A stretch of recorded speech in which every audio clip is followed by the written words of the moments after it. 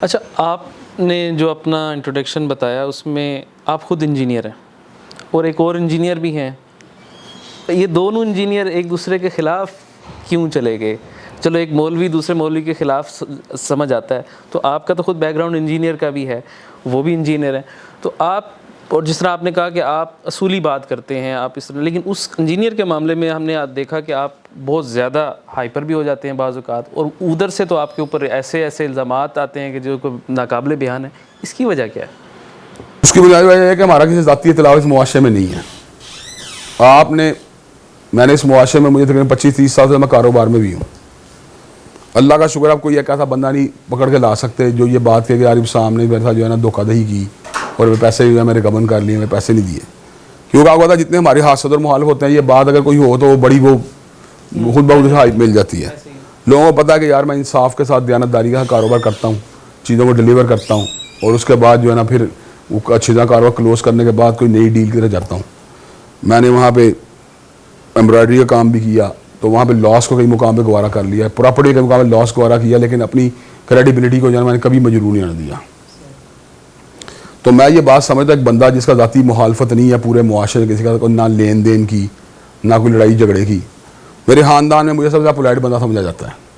خاندان کے لوگوں کو پتا ہے کوئی کنفلکٹ ریزالو کروانا ہو تو شام کا چلے جاؤ، تو وہ دونوں کو یعنی اچھے طریقے سے.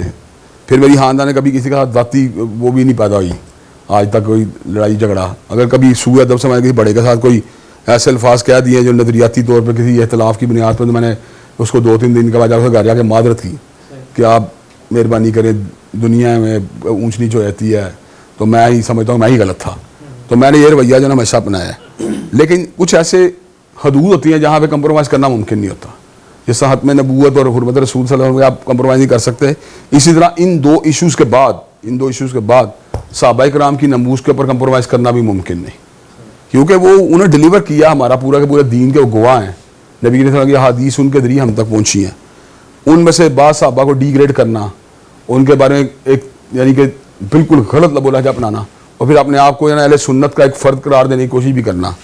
تو ہم یہ بات سمجھتے ہیں، یہ بات پھر جو ہے نا کئی بار برداشت سے باہر ہو جاتی ہے.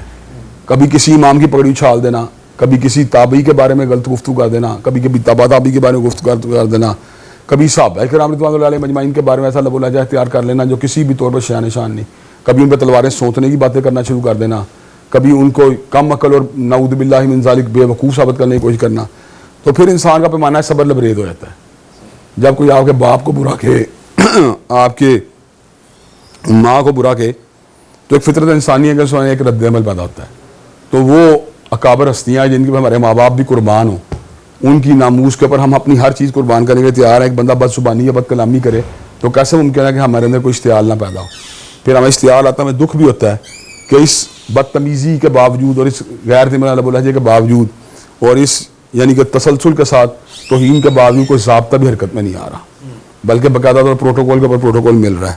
تو یہ وہ چیزیں ہیں جو ہم سمجھتے ہیں جس کی وجہ سے پھر ہمیں ایک اختلاف کرنا پڑ جاتا ہے، وگرنہ میرا ان سے کیا ذاتی اختلاف ہو سکتا ہے. تو یہ جو آپ نے بھی بتایا کہ پاکستان میں ان کے فالوورز کی تعداد تو اتنی زیادہ نہیں ہے جتنے باقی دیوبندی بریلوی اہل حدیث کی بات کی جائے، تو کیا وجہ ہے کہ اتنی زیادہ کھل کر سوشل میڈیا پر وہ ان ہستیوں کے خلاف گفتگو کرتے ہیں کہ اگر شاید کوئی عام آدمی یا کوئی اور مولوی یا کوئی اور کرے تو بھونچال آ جائے، لیکن ان کی طرف سے ہوتا ہے تو نہ قانون نافذ کرنے والے ادارے اٹھتے ہیں، اور معذرت کے ساتھ نہ پاکستان کی مذہبی جماعتیں اس طرح سے کردار ادا کرتی ہیں، خصوصاً وہ مذہبی جماعتیں جو بنی ہی ناموس صحابہ کے لیے تھیں، ٹھیک ہے، جن میں آپ کے دوست حضرات علامہ لدھیانی صاحب اور دیگر لوگ بھی شامل ہیں.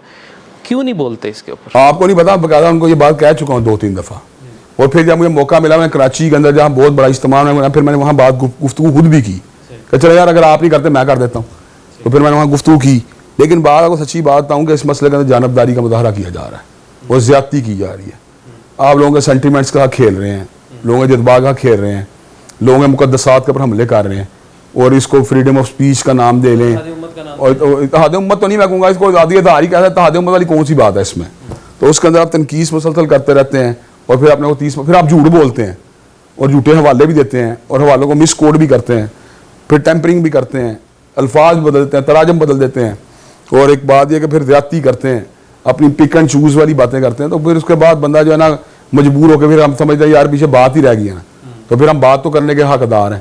پھر ہم بات کر دیتے ہیں. لیکن اگر سچی بات بتاؤں کہ ایک وجہ اور بھی ہے اس سارے کے سارے یعنی ظلم کی یا زیادتی کی. بہت بڑی وجہ یہ ہے کہ مرزا صاحب جو ہے نا ایک غار کے اندر جو ہے نا پوشیدہ ہیں.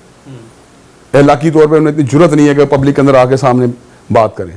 جس دن وہ کسی کھلے علاقے کی مسجد میں آ کے جمعہ پڑھائیں گے یا درس دیں گے اس وقت ان کو لگ جائے گا کہ دودھ کا دودھ اور پانی کا پانی ہو جائے گا کہ میں جو ہر وقت ہردہ سرائی کرتا رہتا ہوں یا یہ جو بد احتیاطیاں یا جو میں نے غلط لب و لہجہ استعمال کرتا ہوں یہ اس کو عوام کس نظر سے دیکھتی ہے.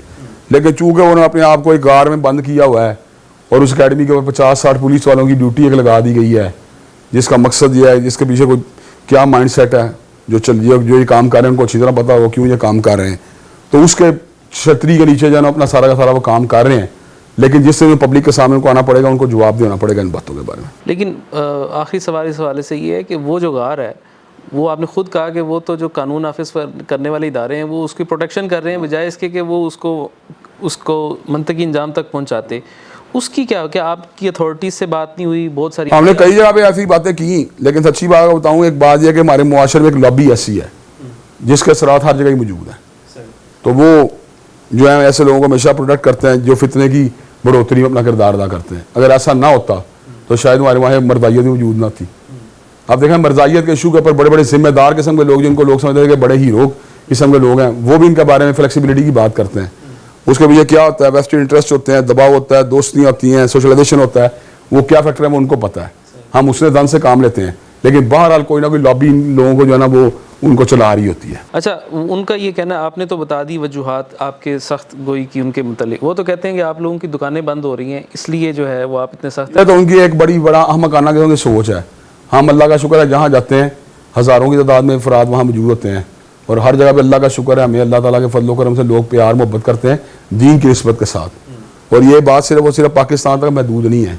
سعودی عرب میں چلے جائیں, انگلستان میں چلے جائیں, آپ قطر میں چلے جائیں, آپ UAE میں چلے جائیں, ہر جگہ میں اللہ کا شکر جہاں جا کے اجتماع سے خطاب کیا ہے وہاں پہ بڑی کثیر تعداد مسلمانوں کی خود بہت صرف نام سن کے پہنچ جاتی ہے. تو یہ دکانیں بند ہونے والی تو ان کو کسی کو اپنا دن نہیں, ان کا ایک تصور ہے.